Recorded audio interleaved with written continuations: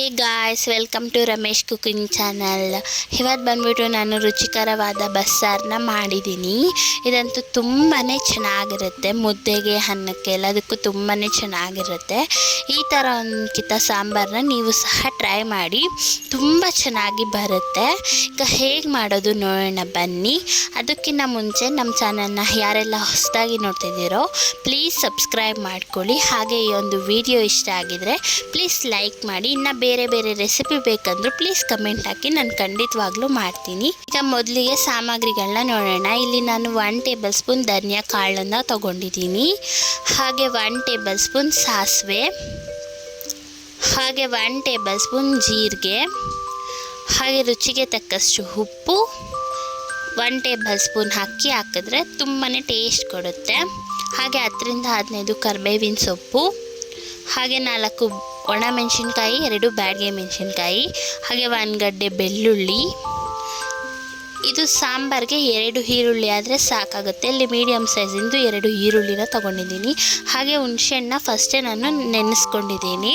ಇದಕ್ಕೆ 2 tomato medium ಸೈಜಿಂದು, ಹಾಗೆ 4ರಿಂದ 5 table spoon ಎಣ್ಣೆ, ಹಾಗೆ 1 ಕಪ್ ಹಸಿ ಕೊಬ್ಬರಿ ತುಂಬ ಟೇಸ್ಟ್ ಕೊಡುತ್ತೆ. ಇಲ್ಲಿ ನಾನು ಬೇಳೆಯನ್ನು ಮುಂಚೆನೇ ತೊಳೆದು ನೆನೆಸಿಟ್ಕೊಂಡಿದ್ದೀನಿ. ಇದು 250 ಗ್ರಾಮ್ ಇದೆ. ಹಾಗೆ ಸೊಪ್ಪನ್ನು ಸಹ ಮುಂಚೆನೇ ತೊಳೆದು ತೊಗೊಂಡಿದ್ದೀನಿ. ನೀವು ಹೀಗೆ ತೊಗೊಳ್ಳಿ, ಇದು ದಂಟಿನ ಸೊಪ್ಪು. ಈಗ ಮಾಡೋಣ ಬನ್ನಿ. ಈಗ ಮೊದಲಿಗೆ ಒಂದು ಕುಕ್ಕರ್ನ ತಗೊಳ್ಳಿ. ಹಾಗೆ ನಾವು ತೊಳೆದಿಟ್ಕೊಂಡಿರುವಂಥ ಸೊಪ್ಪನ್ನು ಹಾಕೊಳ್ಳೋಣ.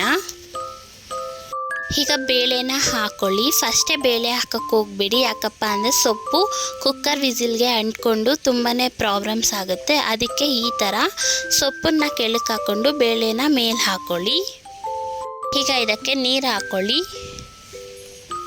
ಕೈಯಲ್ಲಿ ಪ್ರೆಸ್ ಮಾಡಿದ್ರೆ ನೀರು ಕಾಣಬೇಕು, ಅಷ್ಟು ನೀರು ಹಾಕ್ಕೊಳ್ಳಿ. ಈಗ ಇದಕ್ಕೆ 2 ಟೇಬಲ್ ಸ್ಪೂನ್ ಆಯಿಲನ್ನು ಹಾಕ್ಕೊಳ್ಳಿ. ಆಯಿಲ್ ಹಾಕ್ಕೊಂಡ್ರೆ ಉಕ್ಕಿ ಬರಲ್ಲ. ಈಗ ಕುಕ್ಕರನ್ನು ಕ್ಲೋಸ್ ಮಾಡಿಕೊಂಡು 3ರಿಂದ 4 ವಿಸಿಲ್ ಕೂಗಿಸ್ಕೊಳ್ಳಿ. ಈಗ 3 ವಿಸಿಲ್ ಕೂಗಿದೆ. ಈಗ ಕುಕ್ಕರನ್ನು ಓಪನ್ ಮಾಡ್ಕೊಳ್ಳೋಣ. ನೋಡಿ ಎಷ್ಟು ಚೆನ್ನಾಗಿ ಬೆಂದಿದೆ ಅಲ್ವಾ. ನೋಡಿ ಸೊಪ್ಪು ಮತ್ತು ಬೇಳೆ ಚೆನ್ನಾಗಿ ಬೆಂದಿದೆ. ಈಗ ನಾವು ಸೊಪ್ಪನ್ನು ಸಪ್ರೇಟ್ ಮಾಡ್ಕೊಳ್ಳೋಣ. ಈ ಒಂದು ಜಾಲರ ತಗೊಂಡು ಈ ಥರ ಸೊಪ್ಪನ್ನು ತೆಗೆದುಬಿಡಿ.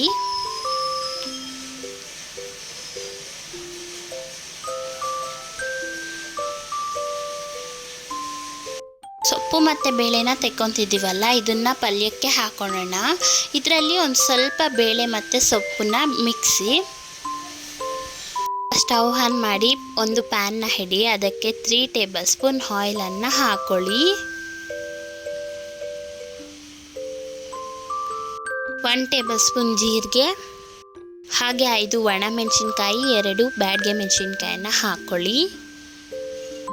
ಹಾಗೆ 1 ಗಡ್ಡೆ ಬೆಳ್ಳುಳ್ಳಿ, ಮೀಡಿಯಮ್ ಸೈಜು 2 ಈರುಳ್ಳಿ ಉದ್ದ ಕಟ್ ಮಾಡ್ಕೊಂಡಿರೋದು. ಈರುಳ್ಳಿನ ಲೈಟ್ ಬ್ರೌನ್ ಶೇಡ್ ಬರೋ ಹಾಗೆ ಫ್ರೈ ಮಾಡ್ಕೊಳ್ಳಿ. ಈಗ ಇದು ಲೈಟ್ ಬ್ರೌನ್ ಶೇಡ್ಗೆ ಬಂದಿದೆ. ಈಗ ಇದಕ್ಕೆ 2 ಟೇಬಲ್ ಸ್ಪೂನ್ ಧನಿಯಾ ಕಾಳನ್ನ ಹಾಕ್ಕೊಳ್ಳಿ. ಹಾಗೆ 2 ಟೇಬಲ್ ಸ್ಪೂನ್ ಅಕ್ಕಿ ಕಾಳನ್ನು ಹಾಕ್ಕೊಳ್ಳಿ. ಇದನ್ನು 2 ನಿಮಿಷ ಫ್ರೈ ಮಾಡ್ಕೊಳ್ಳಿ. ಈ ಒಂದು ವಿಡಿಯೋ ಇಷ್ಟ ಆಗ್ತಿದ್ರೆ ಪ್ಲೀಸ್ ಲೈಕ್ ಮಾಡಿ. ಇದೇ ಥರ ಅಡುಗೆಗಳು ಬೇಕಂದರೆ ಪ್ಲೀಸ್ ನಮ್ಮ ಚಾನಲ್ನ ಸಬ್ಸ್ಕ್ರೈಬ್ ಮಾಡ್ಕೊಳ್ಳಿ. 2 ಮಿನಿಟ್ಸ್ ಆದಮೇಲೆ ಇದಕ್ಕೆ ನಾವು 2 ಮೀಡಿಯಮ್ ಸೈಜಿಂದು ಟೊಮೆಟೊನ ಹಾಕೊಬೇಕು.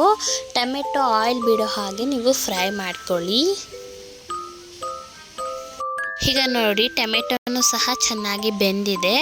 ಈಗ ಸ್ಟವನ್ನು ಆಫ್ ಮಾಡ್ಕೊಂಬಿಟ್ಟು 5ರಿಂದ 10 ನಿಮಿಷ ಹಾರಕ್ಕೆ ಬಿಡಿ. ಆಗ ಮಿಕ್ಸಿಗೆ ಹಾಕೊಳ್ಳೋದಕ್ಕೆ ಸರೋಗುತ್ತೆ.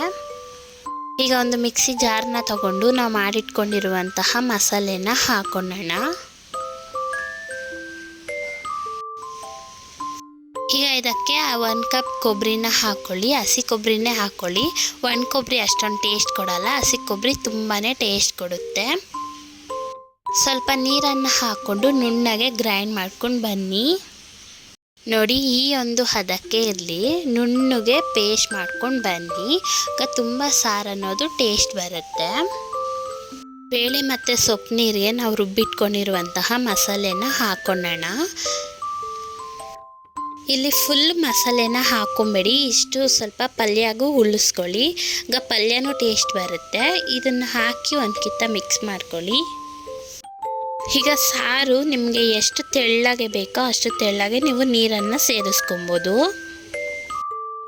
ಸಾಂಬಾರಿಗೆ ಒಗ್ಗರಣೆಯನ್ನು ಹಾಕೊಳ್ಳೋಣ. ಇಲ್ಲಿ ಒಂದು ಪ್ಯಾನ್ನ ಇಟ್ಟು ಅದಕ್ಕೆ 3 ಟೇಬಲ್ ಸ್ಪೂನ್ ಆಯಿಲನ್ನು ಹಾಕೊಳ್ಳಿ.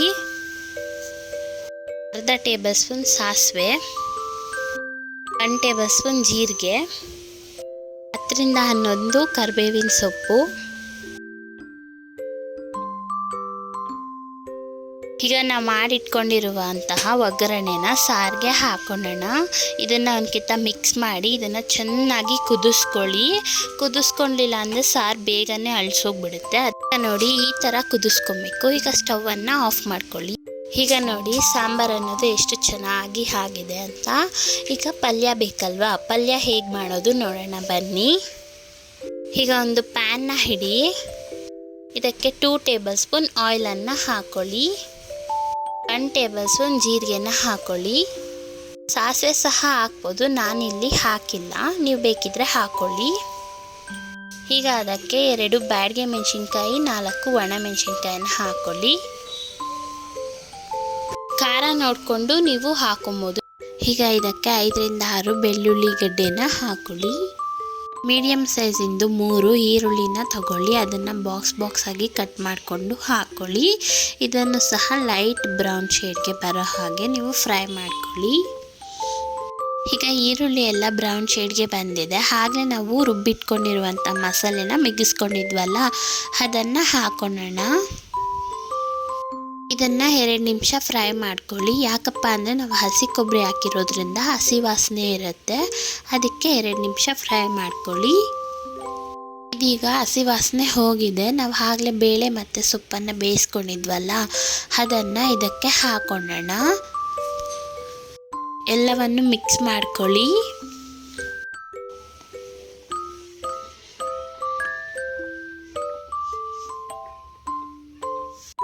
ಈಗ ಇದಕ್ಕೆ ರುಚಿಗೆ ತಕ್ಕಷ್ಟು ಉಪ್ಪನ್ನು ಹಾಕೊಳ್ಳಿ.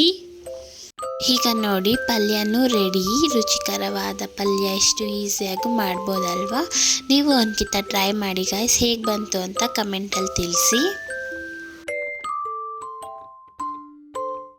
ಈಗ ಮುದ್ದೆ, ಅನ್ನ, ಪಲ್ಯ, ಬಸ್ಸಾರು ಎಷ್ಟು ಚೆನ್ನಾಗಿರುತ್ತಲ್ಲ ಕಾಂಬಿನೇಷನ್ನು, ತುಂಬಾ ಚೆನ್ನಾಗಿರುತ್ತೆ. ನೀವು ಒಂದು ಕಿತ್ತ ಟ್ರೈ ಮಾಡಿ ಹೇಗೆ ಬಂತು ಅಂತ ಕಮೆಂಟಲ್ಲಿ ತಿಳಿಸಿ.